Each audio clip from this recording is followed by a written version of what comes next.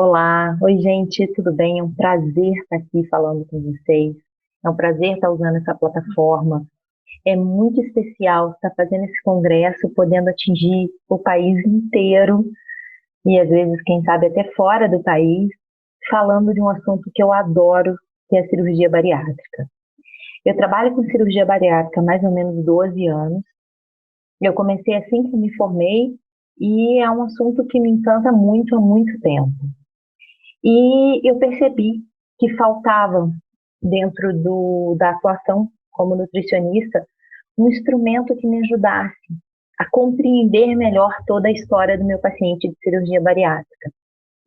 Foi quando, por uma oportunidade da vida, eu pude entender mais sobre comportamento alimentar e me aprofundei sobre isso, nesse assunto, e uso as técnicas do comportamento e uso o manejo do comportamento alimentar como uma grande ferramenta. Na verdade, é a maior norteadora do meu trabalho enquanto nutricionista da cirurgia bariátrica. Consigo utilizar as técnicas no pré e no pós-operatório, porque acho que este é o caminho que a gente tem para poder manejar melhor esse paciente. Algumas palavras eu vou repetir inúmeras vezes aqui nessa apresentação, porque acho que essas palavras são a base do tratamento do paciente. Acolhimento, empatia e compaixão. A gente precisa muito estar vibrando muito nessa sintonia para que a gente consiga de verdade ter um vínculo com esse paciente.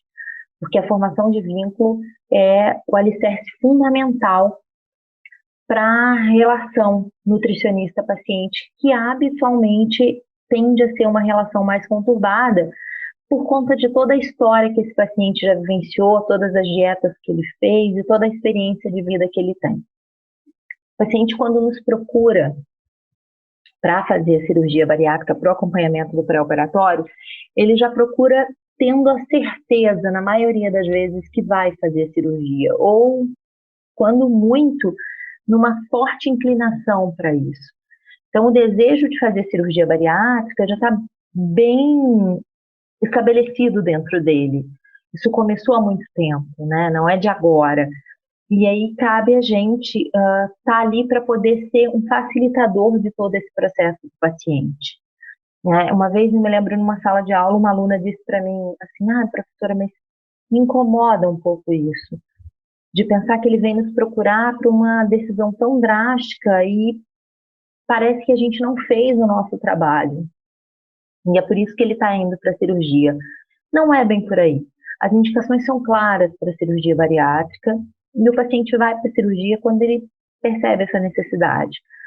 Às vezes, a gente não consegue perceber essa indicação tão clara num IMC não tão alto, mas se a gente tem a oportunidade de, por exemplo, conversar com a psicóloga ou entrar na equipe multi, a gente consegue perceber a necessidade do paciente por uma questão emocional, por exemplo.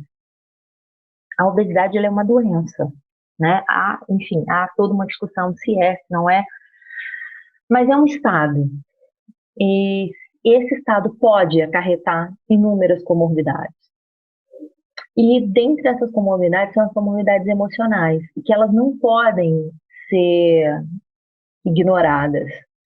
A gente tem que levar muito em consideração o quanto o paciente sofre com a obesidade e o quantas cicatrizes esse paciente tem com ele, nele, seja estampadas no corpo ou sejam cicatrizes emocionais que a gente não consegue ver nas tentativas, nas inúmeras tentativas de perdas de peso no processo.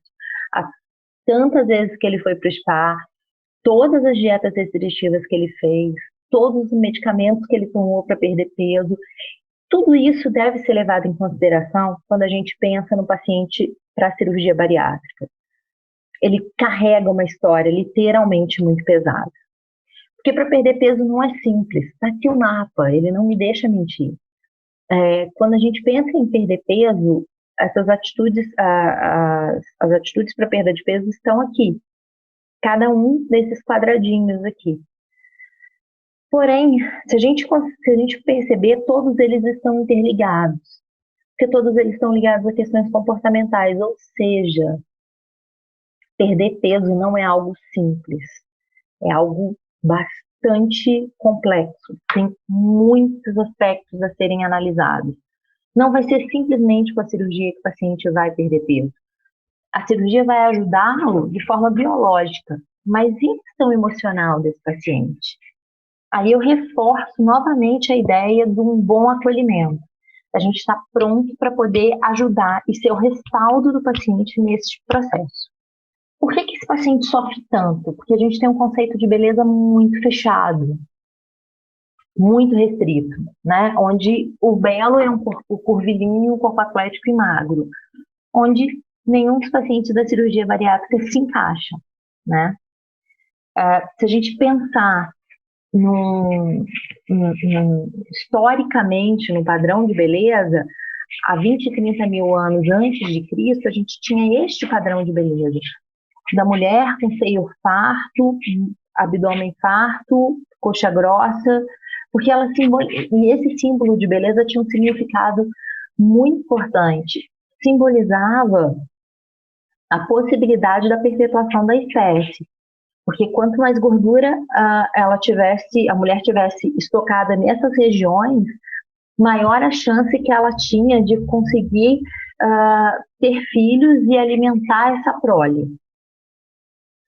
Depois a gente dá um salto na história e a gente vai para as mulheres da Babilônia, onde ainda assim eram valorizadas as questões da forma física para poder muito isso assim da abundância, da fertilidade, da divindade.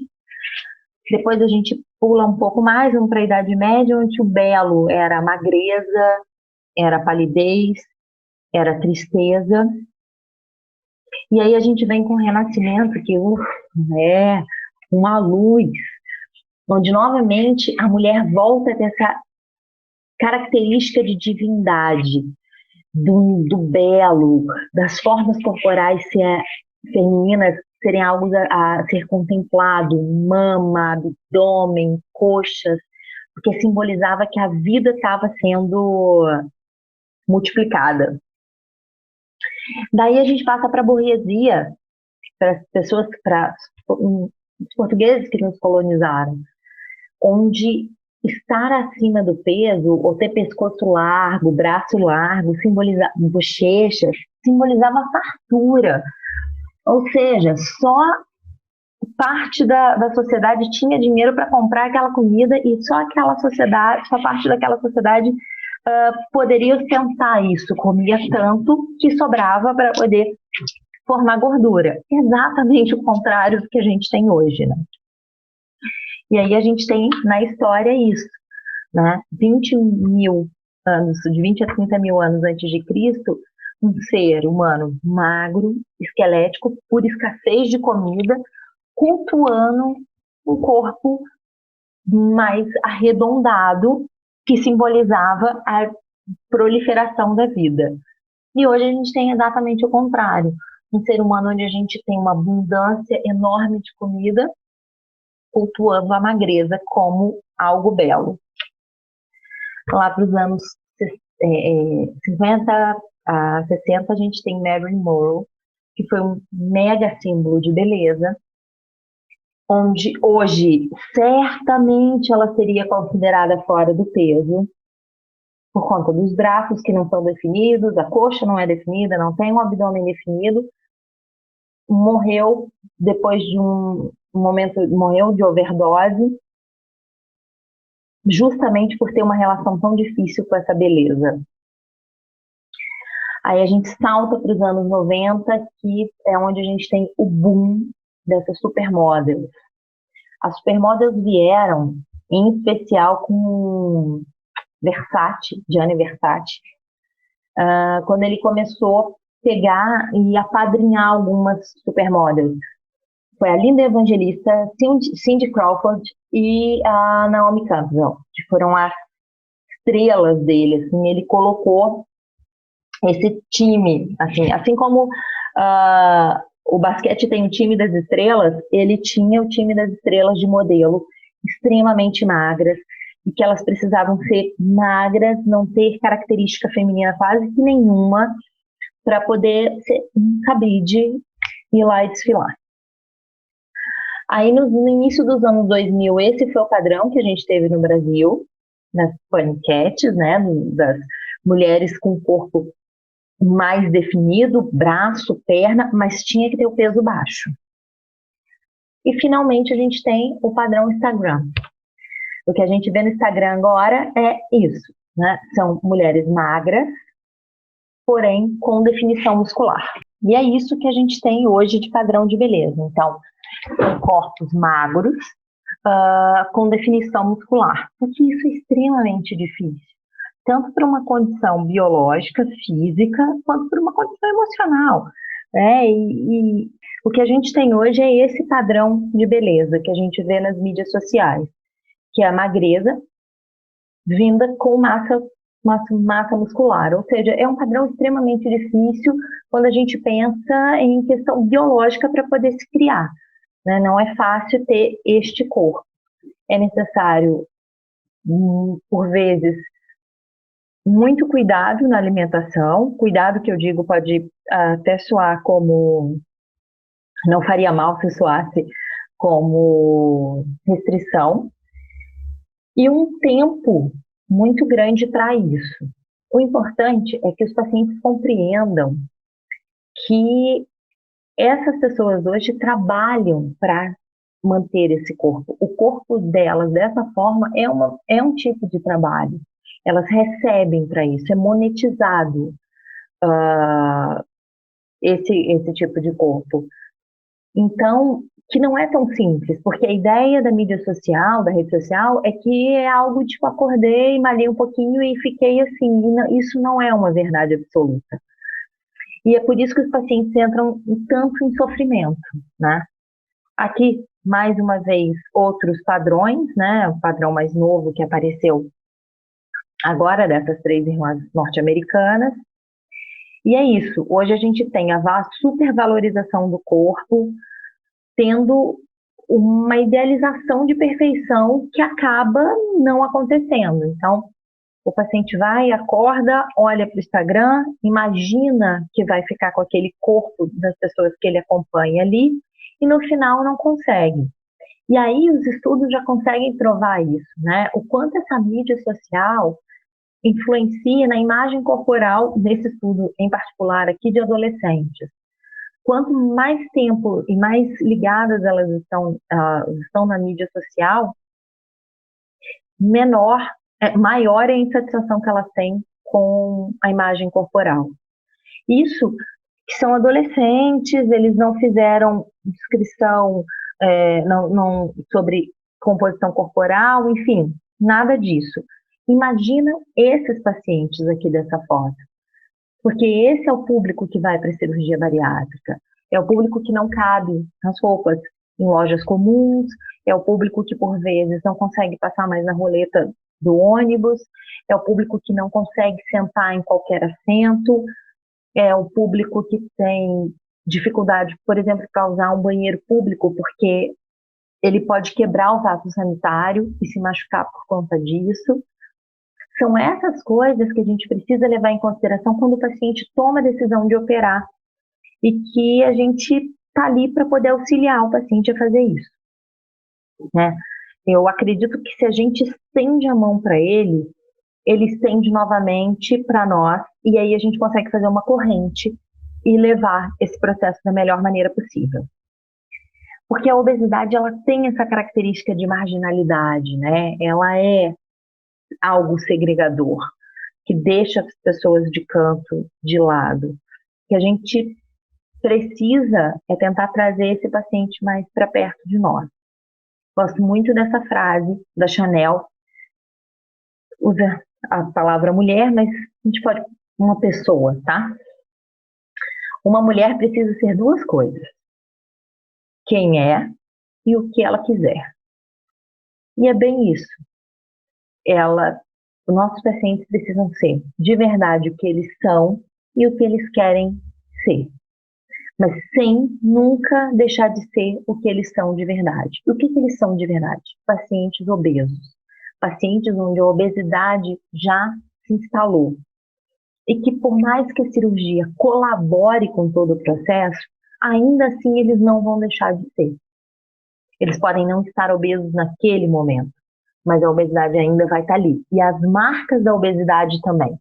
E as marcas da obesidade, como eu disse também, principalmente essas marcas emocionais que elas vão perdurar mesmo após a cirurgia, que é isolamento social, porque é um sujeito estranho, é diferente, é depreciado, debochado, é ridicularizado por vezes, é desvalorizado, porque as pessoas entendem que é preguiçoso, que não tem força de vontade, enfim.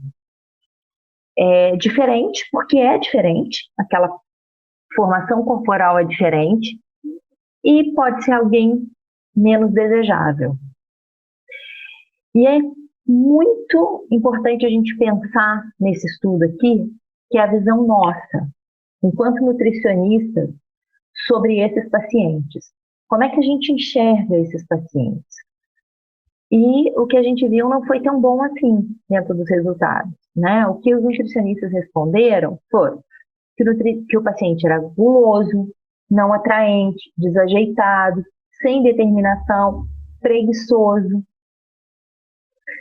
Então, olha o quanto isso é complicado e o quanto nós, profissionais de saúde, não estamos também alimentando tudo isso. Tá? Quanto a gente profissional de saúde, não estamos alimentando todo esse sentimento, né, de aversão a esses pacientes.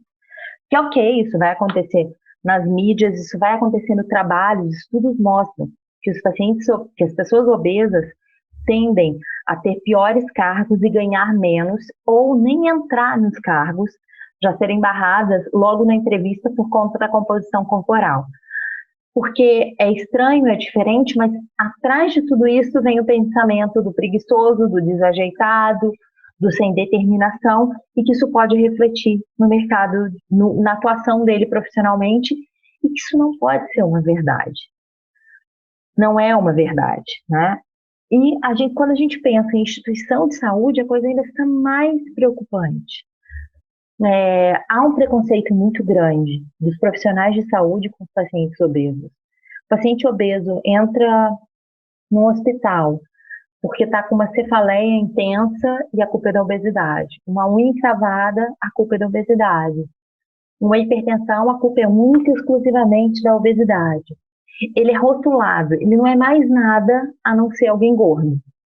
Alguém que precisa perder uns quilinhos. Enquanto você continuar assim, as coisas vão continuar do jeito que estão. Se você não melhorar, isso não vai melhorar. Se você não se cuidar, como se isso tudo fosse muito simples. Como se fosse só uma falta de cuidado e uma força de vontade que ele não tem.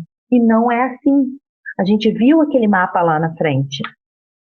Não é simples fazer todo esse processo. É dolorido, é trabalhoso. E quantas vezes ele já tentou? E tentou de verdade mesmo, sabe? Se dedicou para isso, mas é que não é fácil. E aí ele começa a se isolar, começa a se tratar menos, se cuidar menos, ter menos atenção.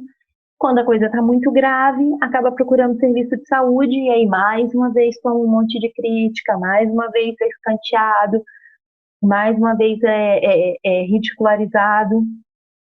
É muito complicado.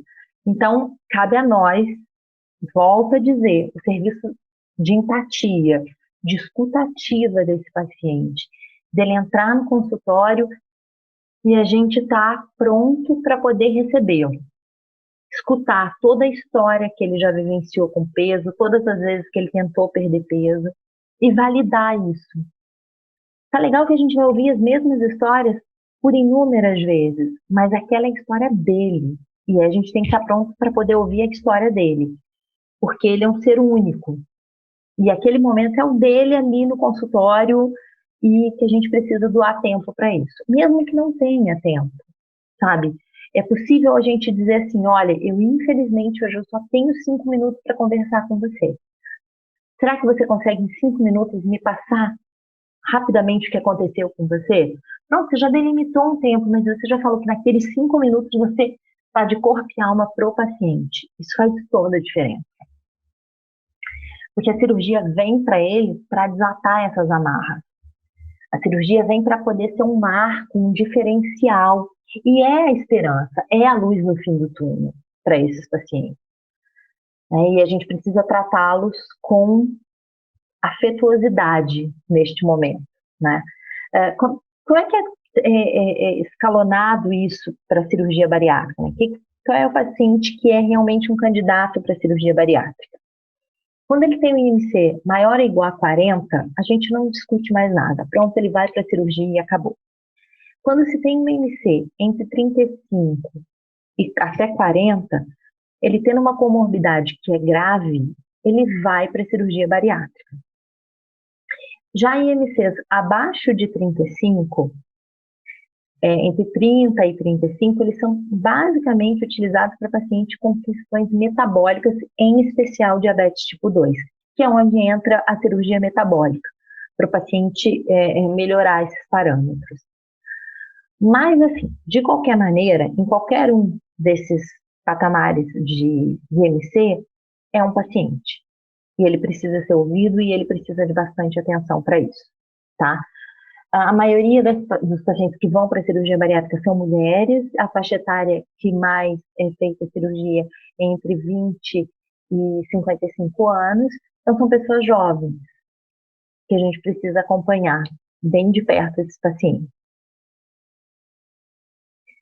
E aí, a ideia do comportamento alimentar é isso, é uma ideia de algo libertador e algo que o paciente vai construindo a sua própria mentalidade. A ideia do nutricionista, né, o papel do nutricionista é de ser um facilitador. O que a gente precisa é trazer à luz a consciência deles, luz para os pensamentos deles, luz para o poder de decisão que esses pacientes vão ter. Isso cabe a nós fazermos. Explicar de forma simples, clara e objetiva quais são os passos, tudo que vai acontecer antes e depois da cirurgia bariátrica, e ser respaldo para eles tomarem as decisões. Mas a decisão é sempre do paciente. Ele já está decidido se ele vai operar ou não. Como eu já tinha dito anteriormente, esse paciente já passou por inúmeras tentativas de controle de peso, sejam elas medicamentosas, internação em spa, colocação de balão intragástrico, colocação de banda gástrica, dietas restritivas, enfim, inúmeros tratamentos e não deram resultado. É importante que esse paciente tenha no mínimo 2 anos de acompanhamento por endocrinologistas. Não necessariamente precisam ser 2 anos seguidos, mas juntando todo o processo, ele precisa de ter 2 anos que comprove que ele tentou perder peso e não conseguiu. Isso é muito simples, né? A infinita maioria das pessoas tentam, e tentam, e tentam. E se a gente para escutar um pouco, isso fica muito fácil. Importante ressaltar, gente, que eu não estou fazendo uma apologia à cirurgia bariátrica, principalmente essa cirurgia bariátrica que é tida como uma cirurgia estética para resolver um simples problema. Eu só estou fazendo uma apologia, eu faço uma apologia clara aqui a uma escuta ativa e um acolhimento desse paciente, para a gente tentar compreender de fato o que ele está vivendo, o que ele está passando e por que ele tomou essa decisão da cirurgia bariátrica, tá? Um papel fundamental da gente, enquanto facilitador, é trazer para o paciente que ele consiga compreender o quanto a obesidade é grave, o quanto ele já pode estar gerando de comorbidades para o corpo e o quanto isso é um tratamento a longo prazo. E que mesmo a cirurgia não é algo definitivo, que a cirurgia tem um tempo, que ela vai colaborar com a perda de peso, que são os 18 meses da lua de mel. Dali para frente, se não houver toda uma alteração da forma de pensar e de se relacionar com o alimento, a situação fica muito complicada. E para a gente conseguir explicar isso para o paciente, é mais difícil se ele, por exemplo, ele não tem uma comorbidade tão grave assim, ou se ele está em todo o tempo em negação. E aí a gente tem que ver qual é mesmo qual seria o ponto mais frágil desse paciente, ou em que momento a gente consegue acessar um sentimento dele para poder ajudá-lo ou conduzi-lo a entender todo esse processo que ele vai vivenciar, que não é pequeno, né?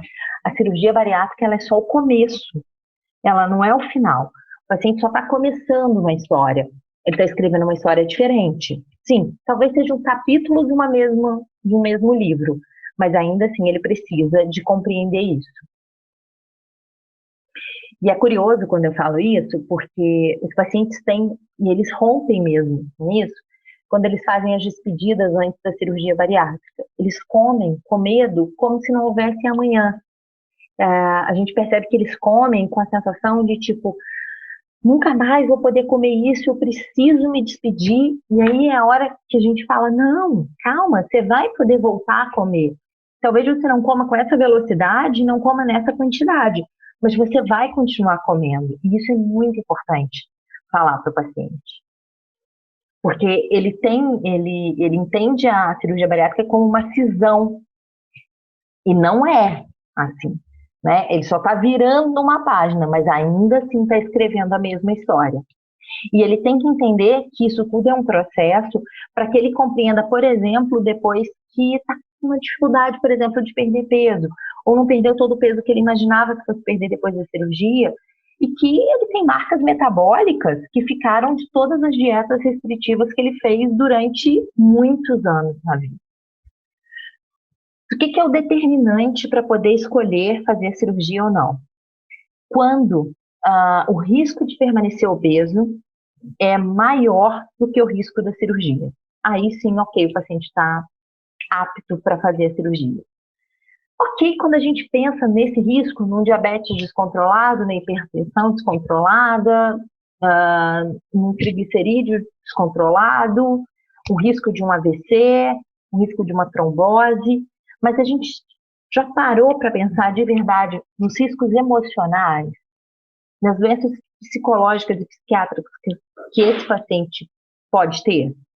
Isso é bastante importante a gente pensar.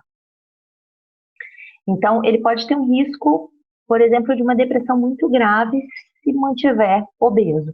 Não estou dizendo que a cirurgia vai evitar que ele tenha isso, mas por um período pode controlar, até porque o paciente pode ter depois.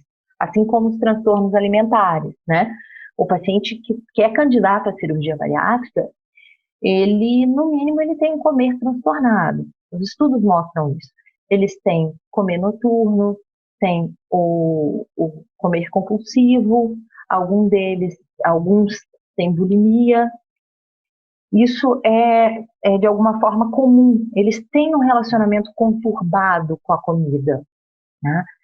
E que logo depois da cirurgia isso tende a ficar um pouco melhor, por conta dessa lua de mel, onde há uma estabilização do peso, que é um dos grandes sintomas, ou um grande, na verdade, provedor desse transtorno, mas depois que esse peso estabiliza, pode voltar o transtorno. Principalmente quando a gente pensa que esses pacientes têm uma superidealização do pós-operatório. Eles imaginam a perda de peso como algo muito maior do que realmente o corpo consegue. Tem um estudo que deixa claro isso.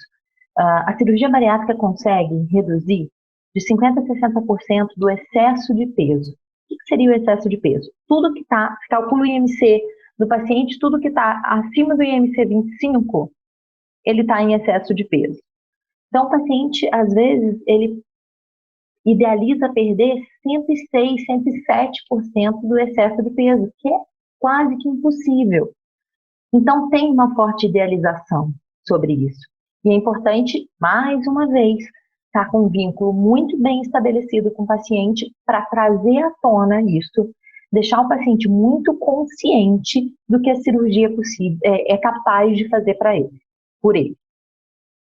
E aqui a gente entra naquela discussão, se é ou não é uma doença crônica, como é que a gente vai passar isso para o paciente, enfim. O que é importante dizer para o paciente aqui. Para a obesidade não há cura, a cirurgia bariátrica, dentre todos os tratamentos que a gente tem hoje, é a que se mostra um pouco melhor, na verdade, melhor, é a que mais efetiva, mas ainda assim, ela não é uma vacina contra a obesidade. E que o paciente ainda corre o risco de reganhar peso. Quanto mais obeso ele for para a cirurgia, maior é o risco de reganho de peso. E é importante a gente bater nessa tecla do paciente, porque eles, mais uma vez, eu vou falar das despedidas, eles acham que ali nas últimas semanas do pré-operatório, eles vão se despedir completamente de tudo, da vida, vão poder comer tudo o que querem, e não é assim. Nessa hora já é uma hora de preparo, de consciência, de aproximação com uma relação melhor com a comida. Nem sempre é possível, mas a gente tenta. Quando eu falo de comorbidades, eu acho importante a gente falar de algumas comorbidades que são deixadas de escanteio, mas que elas têm uma repercussão emocional muito grande. E que, por vezes, o paciente esconde ou não deixa isso tão claro, mas que tem um impacto muito grande. Que eu trouxe para trabalhar a questão de sensibilização nossa, como um profissional de saúde. Comorbidades de pele vinculadas à obesidade, a gente tem estrias, acantose nigra. Ok, estrias, elas podem ser escondidas, mas um abdômen como está esse aqui é bastante difícil. Acantose nigra, imagina isso numa adolescente dentro de sala de aula, certamente isso é motivo de bullying. A formação de pelos na face nas mulheres também certamente é motivo de bullying. A formação do intertrigo, que é uma inflamação nas dobras da pele por conta da obesidade, isso coça, dói, dá mau cheiro, que dificulta o paciente ter uma qualidade de vida. E para finalizar, a gente tem essas outras comorbidades aqui, que são os calos, que é uma tentativa desesperada do corpo de sustentar todo esse peso que está ali, e ele começa a fazer essa formação de pele nos pés, tentando segurar o peso. E é uma pele mais disfuncional, uma pele mais friável, que tende a rachar, e aí dói, machuca.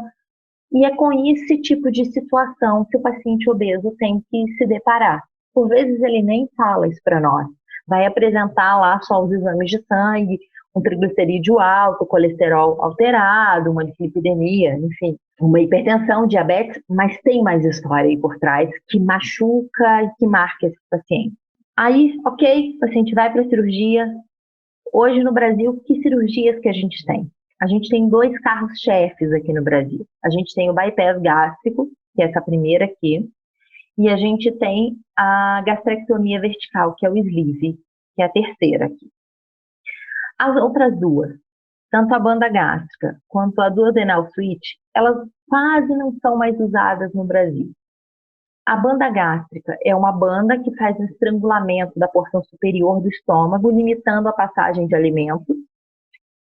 E a duodenal é uma cirurgia extremamente desabsortiva, que ela vai direto na parte mais final do intestino delgado, quase no intestino grosso, quase que liga o estômago ao intestino grosso, então a área de desabsorção é muito grande. Os pacientes tinham diarreias homéricas, bastante esteatose, muita formação de gases e uma desnutrição bastante pronunciada. E aí, o que fica para nós hoje são essas 2 técnicas mais usadas. A gente tem essa técnica aqui, que é o bypass gástrico, onde é feita uma nova câmara gástrica, que é assim que o estômago novo é chamado, de câmara gástrica. Toda essa região bilio-pancreática aqui, de duodeno, ela fica ainda funcionante para receber todas as secreções bilio-pancreáticas e o alimento vai passar aqui do esôfago para essa câmara gástrica, direto para uma região mais distal do intestino. E aí, aqui no Y, vai ter o encontro que a gente chama de canal comum, onde o alimento encontra com as secreções biliopancreáticas para terminar o processo de absorção. E essa outra aqui é a sleeve, ela é uma técnica somente restritiva, onde é retirada toda a grande curvatura do estômago, deixando só uma câmara gástrica parecida com uma manga de camisa, tá? Neste primeiro caso aqui, essa câmara gástrica vai ficar com uma média de 30 a 50 ml. É o que o paciente consegue ingerir. Daqui é de 80 a 150. Isso depende muito de cirurgião para cirurgião. Por isso que a evolução da terapia nutricional nas técnicas cirúrgicas é tão pessoal da equipe. Cada equipe médica faz a evolução da maneira com que acha que é mais proveitosa para a técnica cirúrgica que o cirurgião utiliza. Daí que vem tanta divergência. Se a gente joga no Google, vai vir um monte de maneiras diferentes de fazer isso. O importante é que você que trabalha com o paciente de cirurgia bariátrica está muito alinhado com a técnica que o cirurgião vai fazer e alinhado com a realidade que o paciente tem. É fundamental que o paciente faça uma dieta líquida, depois ele faça uma dieta pastosa, depois uma dieta branda, para só depois ser liberada uma dieta sólida. E essa construção dessas dietas, mesmo restritivas, ela precisa ser unificada com o nutricionista. A gente precisa criar isso junto com o paciente. Não é só sacar da gaveta uma dieta pronta e entregar para ele. É construir com ele algo que tenha a ver com a realidade que ele tem. Então, o acolhimento, vou passar rápido aqui que a gente já falou. O papel do nutricionista não é de um determinador, é de um facilitador, de alguém que vai ajudá-lo a tomar as melhores decisões. Não alguém que vai julgar o que o paciente já está fazendo. Mas para isso, o nutricionista precisa de uma coisa muito importante. É primeiro se tratar. Está muito pronto para o atendimento. E a gente se trata quando faz terapia. Para que isso? Para que a gente não reflita no paciente as nossas questões e que não deixe que as questões do paciente reflitam em nós. Então, a gente tem que estar muito pronto para isso. Então, vale a pena. A gente deve aprender com os psicólogos que são incríveis nisso. Eles trabalham, mas são atendidos. E a gente precisa ser atendido por alguém, precisa ter um psicólogo que nos apoie, porque são histórias pesadas. Outra coisa que é fundamental é o envolvimento da família no processo. Quando a gente trabalha o comportamento alimentar no pré e no pós-operatório do paciente bariátrico, não tem como excluir a família disso. A família é importante. É importante a gente entender qual é o funcionamento daquela família, que papel tem aquele paciente dentro da família e qual é o papel da obesidade dele dentro da família. Quer um exemplo? Eu tive uma paciente há pouco tempo que ela era que tinha dinheiro em casa, ela que ia operar, e ela que tinha o dinheiro da casa, e ela comprava alimentos via telefone e aplicativos todo final de semana.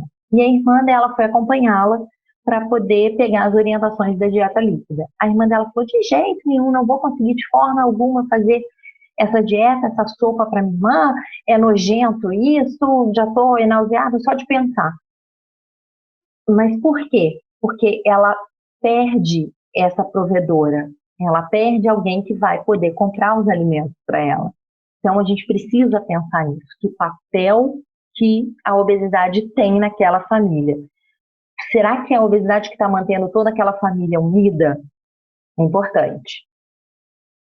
Aqui é um estudo feito aqui no Brasil, falando sobre os transtornos alimentares depois da cirurgia bariátrica, né, relacionando os transtornos alimentares com a cirurgia bariátrica, e é exatamente o que eu tinha dito anteriormente, que a gente percebe que dentro dos pacientes que são candidatos à cirurgia bariátrica, a gente vê um comportamento alimentar disfuncional e que a cirurgia bariátrica pode,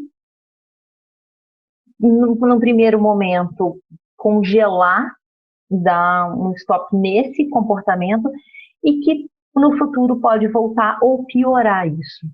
Daí a necessidade desse paciente estar tão próximo da gente que a gente consiga observar pequenas nuances. Quando eu digo pequenas nuances, é assim, paciente que chega para você depois de 3 anos de cirurgia e fala assim, ainda entalo e vomito muito. Será que por detrás desse entalo, desse vômito, que teoricamente, num primeiro momento, me parece completamente inconsciente, não tem nada, me parece que não tem de novo.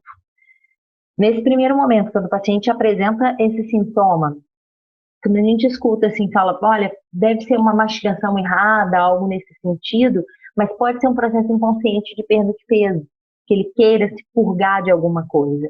E a gente precisa estar muito próximo para poder compreender essas pequenas nuances, tá?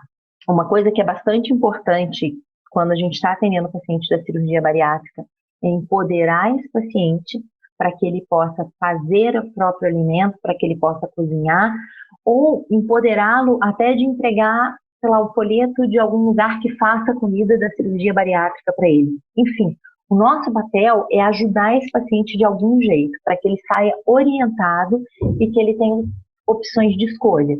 Então, perguntar para ele, você prefere fazer a sua comida? Não.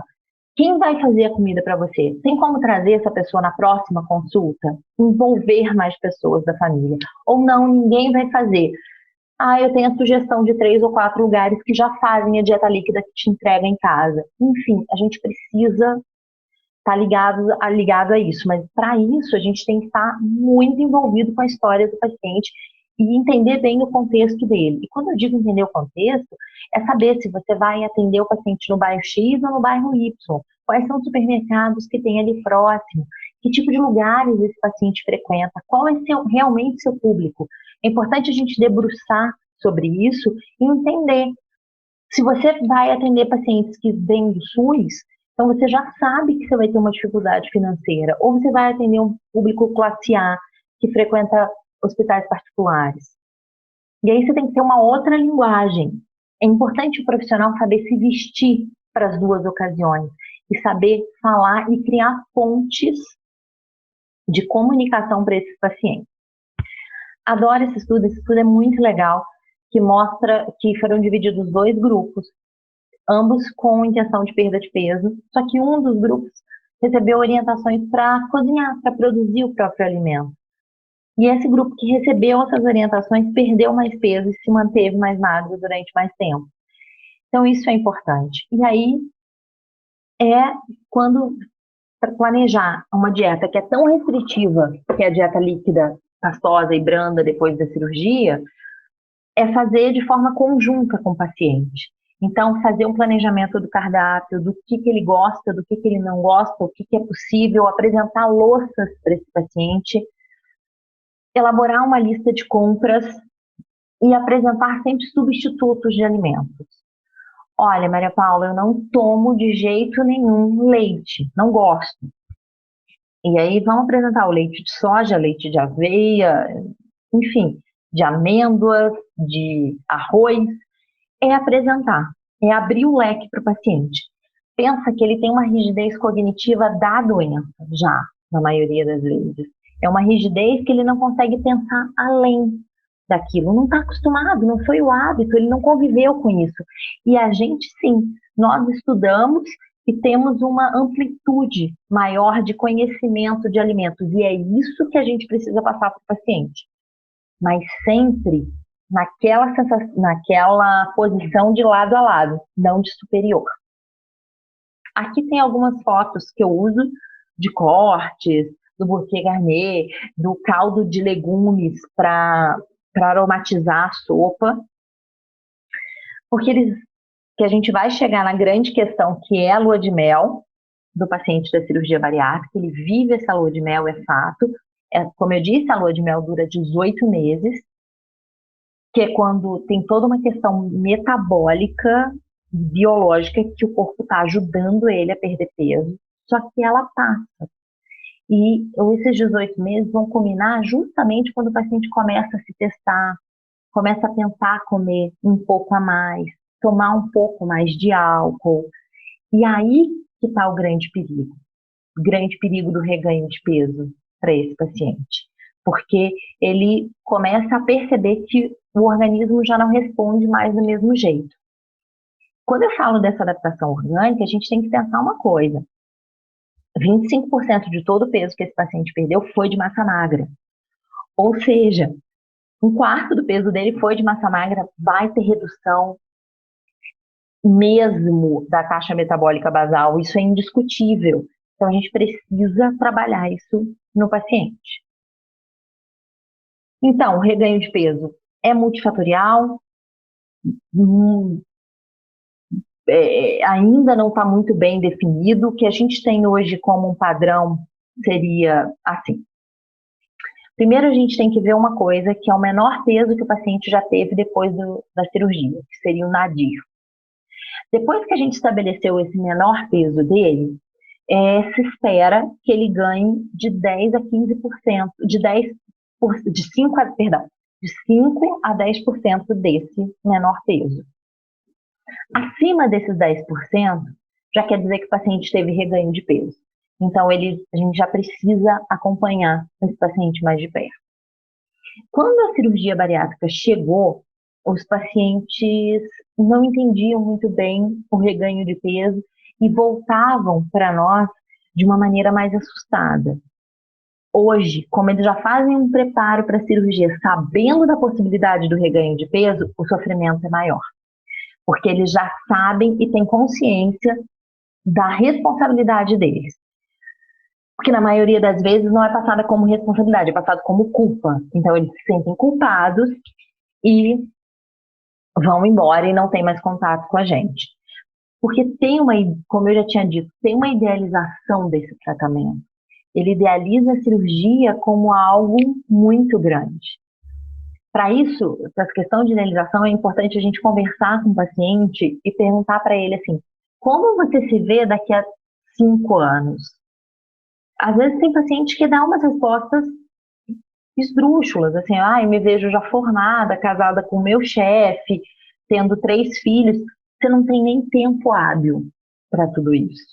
Então, é importante que a gente esteja muito próximo do paciente para poder entender qual é a idealização dele, porque é muito grande, né? E o paciente, quando ele está na equipe multi, tem sempre alguém que vai trazê-lo para a realidade. Não é só nosso isso, não é só do nutricionista. Às vezes ele vai ter um vínculo maior com o educador físico, ou com o endocrinologista, ou com um dentista que atendeu ele antes da cirurgia bariátrica. Ok, não importa. Importa que ele tenha vínculo com alguém e essa pessoa consiga trazer ele para a equipe multi o tempo todo. E por isso que eu falo tanto do acolhimento, da compaixão e da empatia, para que a gente possa ser esse vínculo do paciente, né? Perder esse paciente pode significar que ele perca a cirurgia, que ele reganhe peso. Essa é a grande questão. Quando eu falo da falta de suporte social aqui, é a questão familiar mesmo, das pessoas dizendo: nossa, eu sabia que você ia engordar, era só uma questão de tempo mesmo, todo mundo que faz essa cirurgia engorda. Enfim, aquele senso comum do negativismo que a gente precisa blindar o paciente quanto a isso. Né? E quando eu falo da expectativa, o paciente espera fazer a cirurgia bariátrica e ficar com este abdômen, quando na verdade é este abdômen que ele vai ficar.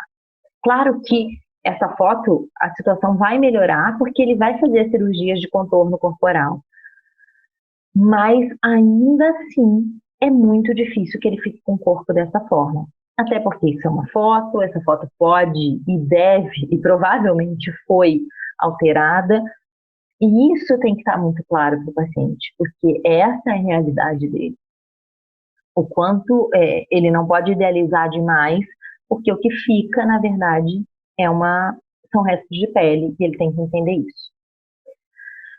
Muito bem, gente, eu espero que vocês tenham gostado dessa apresentação, espero que vocês tenham compreendido o que eu quis passar para vocês.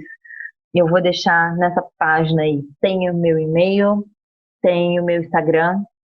Se vocês quiserem, podem mandar mensagem, podem me seguir no Instagram, a gente pode conversar, para os colegas que trabalham em cirurgia bariátrica, vamos ficar mais próximos, vamos trocar ideias, trocar figurinhas, que é só assim que a gente vai evoluir.